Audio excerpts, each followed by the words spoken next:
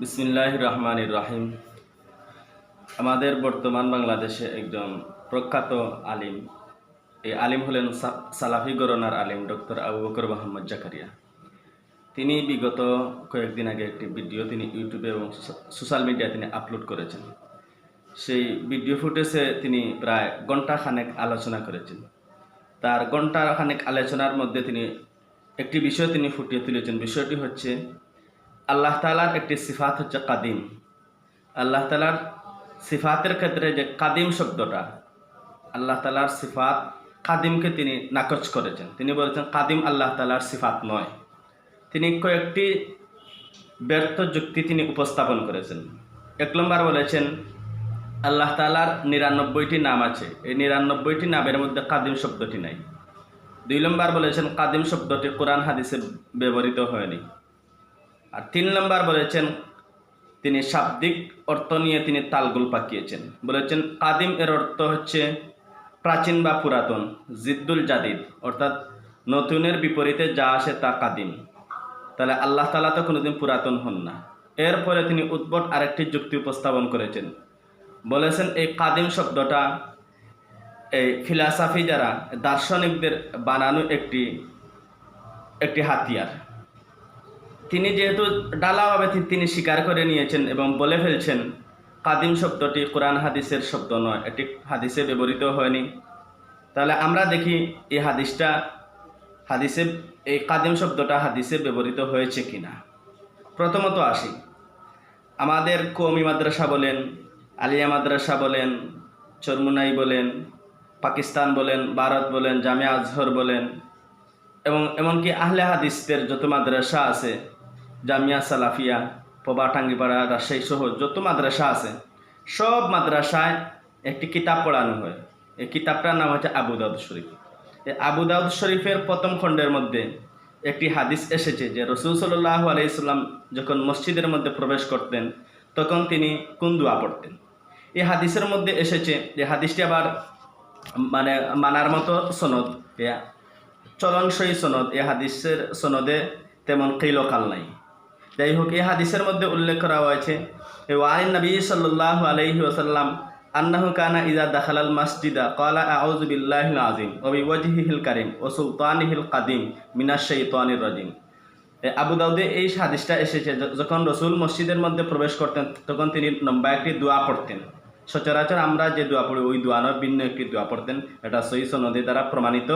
এই দোয়ার মধ্যে তিনি রাসূল সাল্লাল্লাহু আলাইহি ওয়াসাল্লাম বলতেন ওয়া সুলতানিহিল কাদিম, সমস্ত রাজত্বের রাজাদিরাজ কাদিম আল্লাহ তাআলার তিনি সিফত বর্ণনা করেছেন। ওই সুলতানিহিল কাদিম, কারণ সুলতান বলতে তো আল্লাহ তাআলা সমস্ত রাজত্বের অধিকারী রাজাদিরাজ, মানে সুলতান আল্লাহ তাআলাকে বোঝানো হয়েছে সুলতান বলে। আর এখানে সুলতান শব্দের সিফত স্বরূপ রাসূল সাল্লাল্লাহু আলাইহি ওয়াসাল্লাম কাদিম শব্দ ব্যবহার করেছেন, ও সুলতানিহিল কাদিম। তাহলে তিনি তো আহলে হাদিস, তিনি তো হাদিস মানেন, তিনি হাদিস নিয়ে তিনি গবেষণা করেন এবং তিনি বলছেন আমরা হাদিসের উপরে আমল করি, আমরা মাযহাব টাযহাব এগুলাকে আমরা তেমন একটা পাত্তা দিই না।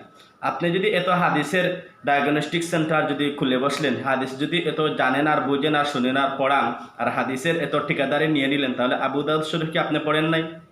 আপনি আবু দাউদ শরীফ না পড়েই আপনি কি বলে ফেললেন যে কাদিম সিফাতটি আল্লাহ তাআলার ক্ষেত্রে কোরআন হাদিসে নাই? তো আপনি নাই বললেন কেন? আমরা তো হাদিসে তো পাইলাম।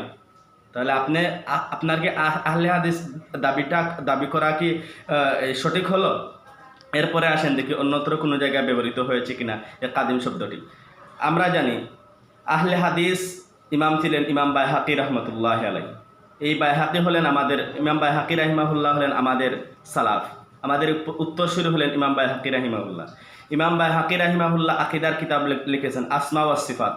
এই কিতাবের মধ্যে তিনি আল্লাহ তাআলার সিফাতের নাম সংক্রান্ত আলোচনার এক পর্যায়ে তিনি সর্বপ্রথম পর্যায়ে তিনি উল্লেখ করেছেন মিনহাল কাদিম, আল্লাহ তাআলার সিফাতের নামসমূহের মধ্য হতে একটি নাম হচ্ছে কাদিম, ওয়া যালিকা মিম্মা ইউসারু আন রাসূলিল্লাহি সাল্লাল্লাহু আলাইহি সাল্লাম। এরপরে তিনি বলেছেন এই কাদিম যে নামটা, এই নামটা রাসূল সাল্লাল্লাহু আলাইহি ওয়াসাল্লাম থেকে প্রমাণিত। আল্লাহ তাআলার যে সিফাতের নাম কাদিম, এটা ওয়া যালিকা মিম্মা ইউসারু আন রাসূলিল্লাহি সাল্লাল্লাহু আলাইহি সাল্লাম, এটা রাসূল থেকে প্রমাণিত।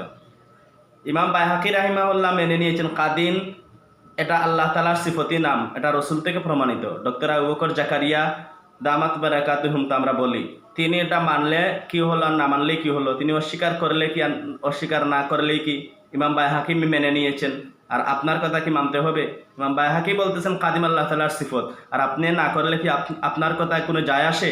এরপরে আসেন লাওয়ামিউল আনওয়ার, ইমাম ইসফারাইনি রাহিমাহুল্লাহ, তিনি ওনার যে বিখ্যাত গ্রন্থ লামা লামা লাওয়ামিউল আনওয়ার, এই কিতাবের মধ্যে তিনি উল্লেখ করেছেন আল কাদিমু নাতুন লিল্লাহ, কাদিম হচ্ছে আল্লাহ তাআলার সিফতি নাম। আল কাদিমু নাতুন লিল্লাহ ওয়া হুয়া ইসমুন মিন আসমাইহি, আল্লাহ তাআলার সিফতি নাম সমূহের মধ্য থেকে একটি নাম হচ্ছে কি কাদিম। এরপরে আসেন ইমাম তাহাউই রহমতুল্লাহ আলাইহি আকিদাতুত তাহাউইয়ার মধ্যে তিনি উল্লেখ করেছেন, আমরা যখন আকিদাতুত তাহাউই যে সময় পড়ি, দার্সে নিজামিতে যখন পড়ি, এই আকিদাতুত তাহাউইর মধ্যে আমরা পেয়েছি কাদিমুন বিলা ইবতিদাইন, আল্লাহ তাআলা সম্পর্কে ইমাম তাহাউই রহমতুল্লাহ আলাইহি প্রায় 28টি সিফাত তিনি উল্লেখ করেছেন।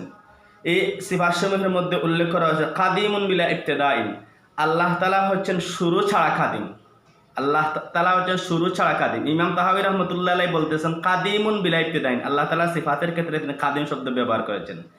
আপনি তো ডক্টর আবু বকর জাকারিয়া, আপনি তো ইমাম তাহাউই রহমতুল্লাহ আলাইহির এই আকিদাতুত তাহাউইর তো আপনি তো দার্স দেন, আপনার দার্সগুলা তো আমরা শুনি। আমি আপনার যত ভিডিও আছে, যত বক্তব্য আছে, আমি ধৈর্য ধরে আমি বান্দার যতটুক শুনি, অন্য কেউ শুনে কিনা বাংলাদেশের কোনো হুজুর আমি জানি না। আপনার আকিদাতুত তাহাউইয়ার দার্স প্রায় 52টি দার্স আছে, লাইন টু লাইন আমার জীবনের শত শত ঘন্টা বিলীন করে আমি শুনেছি। আপনি ফিকহুল আকবরের আপনি দার্স দিয়েছেন, কোন জায়গায় কতটুকু পরিমাণ খেয়ানত করেছেন আমি বান্দা জানি। আমি আপনার প্রত্যেকটা বক্তব্য আমার সময় নষ্ট করে আমি শুনেছি। আপনি তো ইমাম তাহাউইকে মানেন, কিন্তু এই জায়গায় ইমাম তাহাউই বলেছেন কাদিমুন বিলা ইবতিদাইন, আল্লাহ তাআলার ক্ষেত্রে কাদিমুন শব্দ সিফত তিনি ব্যবহার করেছেন, সেই জায়গায় গিয়ে এসে আপনি মানতে পারলেন না ইমাম তাহাউইকে।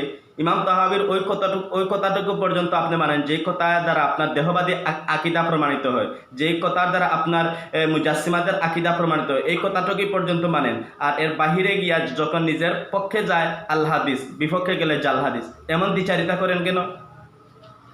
এরপরে আমরা যখন পড়েছি মক্তব 4 যখন পড়েছি, আমরা দেখেছি একটি কিতাব আছে তালিমুল ইসলাম, এই 3য় খণ্ডের মধ্যে উল্লেখ করা হয়েছে যে কাদিম আল্লাহ তাআলার সিফত, এটা পরিষ্কার বাংলা, সেখানে মুফতি কিফায়াতুল্লাহ রাহিমাহুল্লাহ তিনি লিখে দিয়েছেন কাদিম আল্লাহ তাআলার সিফত। এখন যে ডক্টর আবু বকর জাকারিয়া সাহেব, আপনি যে বললেন কাদিম আল্লাহ তাআলার সিফত না, আপনি একটি কথা জেনে বললেন কাদিম যে আল্লাহ তাআলার 99টা নামসমূহের মধ্য থেকে কাদিম কোনো উল্লেখ নেই, 99টি নামের মধ্যে কাদিম নামের কোনো উল্লেখ নেই। আচ্ছা, কাদিম সিফতের নাম কি 99টার মধ্যে থাকতে হবে? আপনি কি মনে করেন আল্লাহ তাআলার 99টা নামের মধ্যেই কি সীমাবদ্ধ? আল্লাহ তাআলার সিফাতির নাম 99টার মধ্যে কি সীমাবদ্ধ? আবু দাউদের হাদিসের মধ্যে এসেছে আল্লাহ তাআলা প্রায় 3000, মতান্তরে কোনো হাদিসে এসেছে প্রায় 4000 নাম আছে। রাসূল সাল্লাল্লাহু আলাইহি ইসলামের নাম কতটা? আমরা তো জানি ইয়াসিন, আহমদ, মোহাম্মদ, তাহা, এরকম 99টা নাম উল্লেখ করা হয় আল্লাহ তাআলা সিফাতি প্রসিদ্ধ 99টা নামের সঙ্গে মিলিয়ে। এই জন্য কি রসুলের নাম শুধুমাত্র 99টি?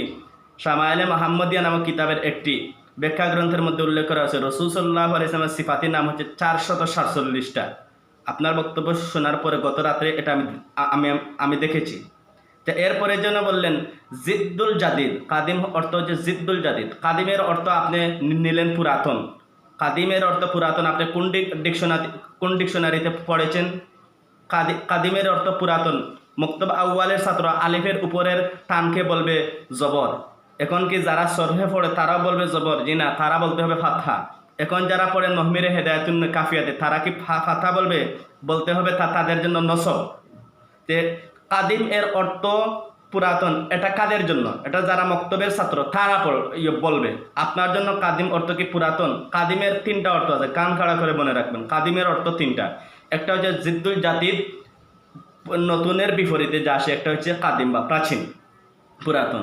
আর আরেকটা হচ্ছে কাদিমের অর্থ হচ্ছে যার আগে না শব্দ নাই। কাদিম এর এক অর্থ হলো যার আগে না শব্দ নাই। আর কাদিমের আরেকটা অর্থ হচ্ছে যিনি সূচনাহীন অতীতকাল থেকে আছেন এবং সীমানাহীন ভবিষ্যৎকাল পর্যন্ত থাকবেন, তাকে বলা হয় কাদিম। তা হচ্ছে আপনার একটা দাবি হলো পবিত্র কুরআনের মধ্যে তো কাদিম শব্দ আল্লাহ তাআলা সিফাতের ক্ষেত্রে তো ব্যবহৃত হয়নি, ব্যবহার তো করা হয়নি। এখন যদি আমি বলি পবিত্র কুরআনের মধ্যে তো নামাজ নাই, নামাজের কথা নাই, রোজার কথা নাই, পীর মুরিদের কথা নাই, আপনি তার পীর মুরিদিকে আবার তো শিরিক বলেন। তা নামাজ রোজাকে তো আর শিরিক বলেন না, সেটা তো অবশ্যই মানতে হয়। আপনারা তো বলেন আবার নামাজ রোজা যে পড়ে না সে আবার কাফের। যে যাই হোক, একতলাফি মাসলা গেলাম না, অন্য সময় আপনাকে বিষয় নিয়ে ধরবো ইনশাল্লাহ। এরপরে আসেন, আপনি বললেন কাদিম শব্দটা কোরআনে নাই। তে আমি যদি বলি নামাজ শব্দটা কোরআনে নাই, রোজা শব্দটা কোরআনে নাই, সুতরাং নামাজ রোজার কথা কোরআনে নাই, আপনি কি মানবেন? আপনি বলবেন না, নামাজের কথা না থাকলে কি হলো, নামাজকে সলাৎ দ্বারা ব্যক্ত করা হয়েছে, সলাৎ আছে। রোজার দ্বারা, রোজা শব্দ না থাকলে কি হলো, রোজা শব্দ ফার্সি, কোরআন নাজিল হয়েছে আরবিতে, সুতরাং রোজা দ্বারা যা বোঝানো হয়েছে সিয়াম দ্বারা একই জিনিস বোঝানো হয়েছে।